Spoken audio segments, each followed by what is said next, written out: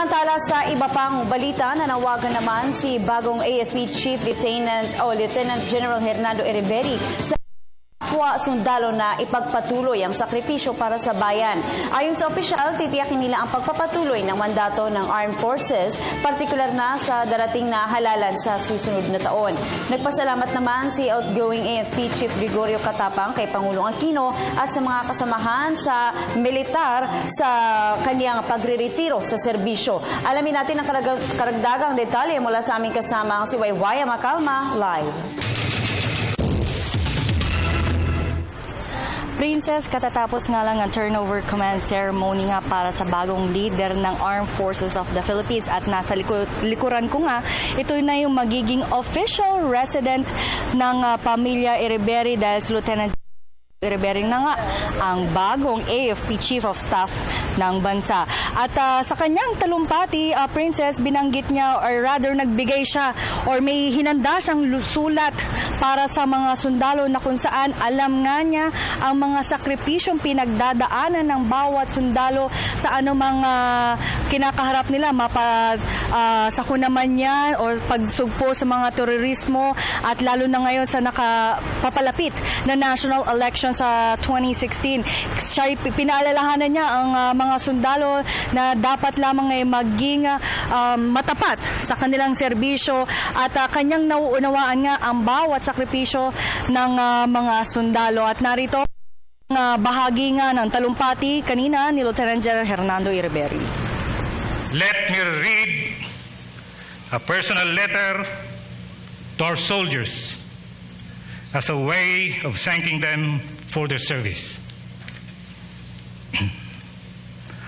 My dear soldiers, I could not answer the call of duty to be the Chief of Staff of the Armed Forces of the Philippines without writing down my immense gratitude and deep appreciation for the untiring, selfless dedication that has become the hallmark of the Filipino soldier. Through the years, as an officer on the field and in the front lines, and in the last 17 months as Commanding General of the Philippine Army, I have been humbled by your sacrifice and commitment. You take on the wind and the rain, the sun and the heat, without complaint or respite, as you go about your perilous duty. You leave your family for days, even months on end, to secure the families in your assigned area of operation. You face threats and foes, be that the barrel of the gun or the wrath of a super typhoon, so that communities need not know fear nor worry. You are teacher, builder, engineer, farmer, forester, protector, defender, and most of all, a soldier. Some of us have given the ultimate sacrifice, and we remember them every day, not only for the bravery, but for their humanity. And the rest of us take heart and from their courage and patriotism. We are better because of their sacrifice. We are stronger for their service. I have asked you often enough, as I visited your camp in the mountains or checked your newly assigned quarters, what you need to do a better job, or what else your family needs. And most of the time, you answer with a smile and say, okay na po ako, sir.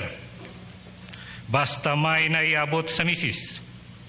Basta meron para sa mga bata. Simple hopes indeed. And it has been my priority to fulfill those hopes and meet those basic needs. Princess, bukod dyan, nagpasalamat din si General Iriberry kay Pangulong Aquino sa pagbibigay nga niya sa kanya ng naturang posisyon at sa mga hamon kanyang haharapin bilang hepe o amanga ng Armed Forces of the Philippines. Samantala, nagpasalamat din si General Gregorio Pio Katapang sa kanyang Commander-in-Chief na si Pangulong Aquino sa kanyang binigay na natiwala rin para mamuno nga ng Armed Forces of the Philippines. Si ay nagretiro na kanina. However, bukas pa po talaga ang kanyang birthday dahil po sa Armed Forces of the Philippines ay mandatory po talaga na nagre-retiro sila sa edad na 56. Si Katapang ay nagsilbi ng bilang sundalo for 38 years. At yan muna ang latest mula dyan sa turnover command ceremony mula rito sa Campo Aguinaldo. Maraming salamat, Waywaya Makalma.